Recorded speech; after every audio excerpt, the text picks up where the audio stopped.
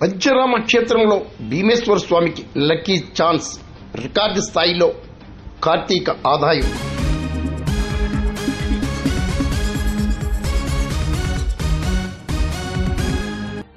దేశంలో ప్రసిద్ధి చెందిన కాకినాడ జిల్లా సామర్లకోట కుమారరామ భీమేశ్వర స్వామికి లక్కీ ఛాన్స్ తగిలింది.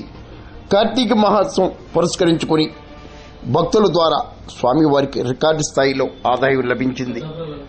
దేవాదాయ ఇన్స్పెక్టర్ ఫణికుమార్, ఈఓ బళ్ల నీలకంఠం, ఉత్సవ కమిటీ చైర్మన్ కంటే జగదీష్ మోహన్ ఆధ్వర్యంలో హుండీల లెక్కింపు నిర్వహించారు.